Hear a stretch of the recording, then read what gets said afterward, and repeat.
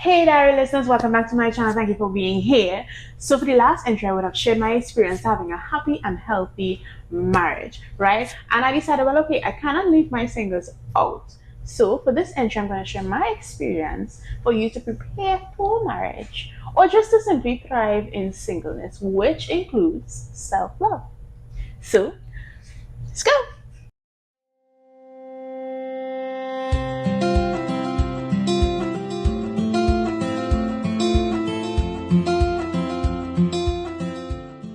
Okay, so I'm going to try my best to be very short and concise with this, right? So I'm going to share 5 things that I think that could help with self-love based on my experience, right? And I want to start off by saying that, being single is not a death sentence. Some people say, they try to cast stones and try to be like, okay, damn to hell because, you're single.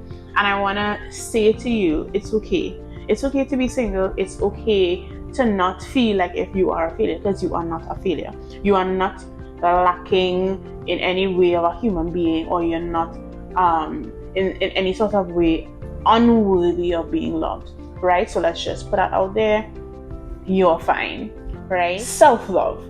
I would have always thought that self-love was so selfish, right? And I've had to come to the realization that self-love is not being selfish. You cannot give what you don't have.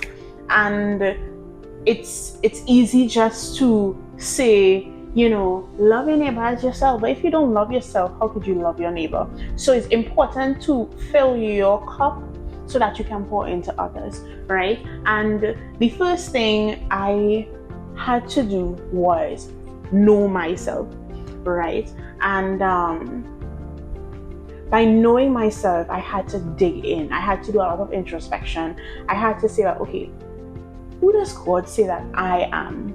God says I'm worthy. God says I'm his friend. He says I'm light. He says I'm salt. He says, he says a lot of things about me. And I've had to, pick up from that. I'm the head, I'm not the tail. I'm above and not beneath. I am not a failure. I am a winner. I am courageous. I'm strong, right? And I've had to build myself on that. And apart from that, I also had to know what my likes are, what my dislikes are, And the second thing that will come into play in here, I would have had to learn to be alone, right? It is okay to be alone, spending, some time alone with yourself, getting to know yourself, doing that introspection alone.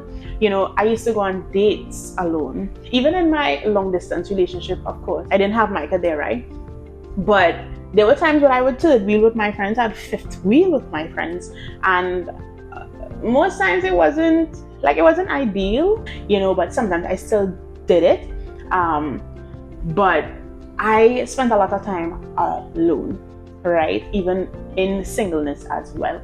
And it's important to do that so, in turn, you would know what your boundaries are, which is the third point, right? You'll be able to know your boundaries. You'll be able to know, well, okay, I am compassionate, I am not compassionate, what can I work on? You learn to manage your time, you learn to manage your finances, you learn to, know who you would like to be around you, who you don't want to be around you. You learn, you just learn how to protect your space. You find that balance, you find room to grow, you discover yourself, right? And in that same breath of knowing your boundaries, you regulate your emotions. And this has been tough for me, right?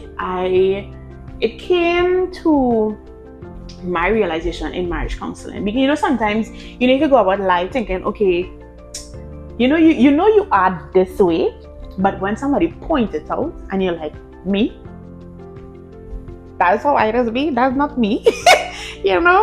But I've had to come to the realization, okay, Aari, you need to regulate your emotions, because sometimes, like, I still deal with it, right? But because it is brought to my attention, I'm able to say, okay, this is happening.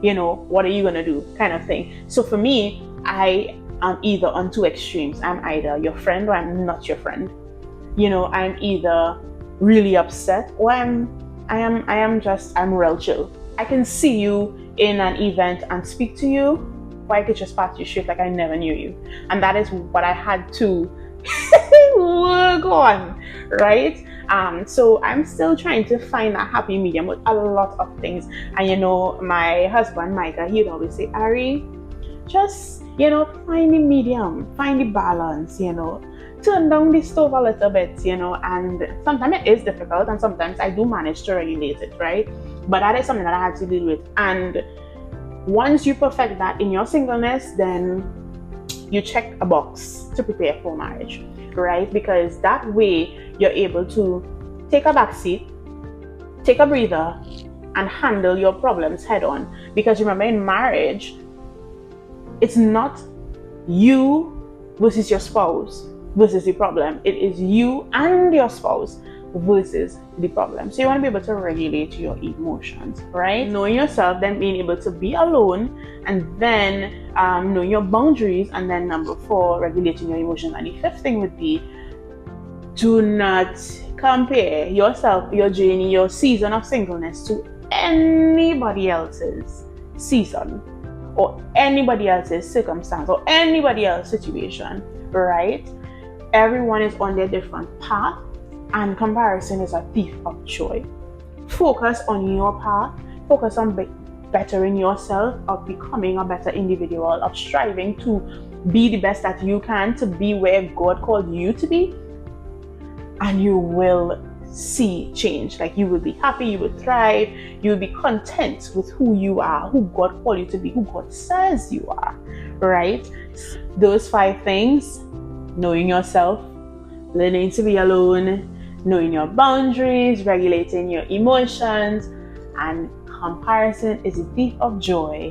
You will see change in the way how you love yourself. It is super important to love yourself first before you love others. And I'm not talking about the vanity way of loving yourself. I'm not talking about the egotistical way of loving yourself. I'm not talking about, like, you know, holding yourself so high that you can't speak to anybody else. I'm not speaking about that. I'm talking about, you know, filling yourself with what God says you are, with knowing who you are, of knowing your likes, your dislikes, what you can tolerate, what you can't tolerate, what you need to work on, what you need to, you know, discover about yourself, you know, that kind of thing, in order to thrive, in order to be happy, to be content.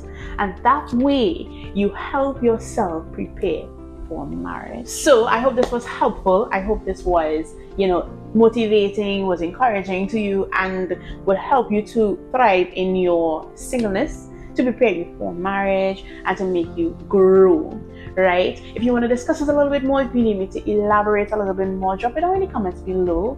I will respond. I highly encourage it. Make sure to like this video, to share it with a friend who may need it. But until then, I'll talk to you soon. Bye.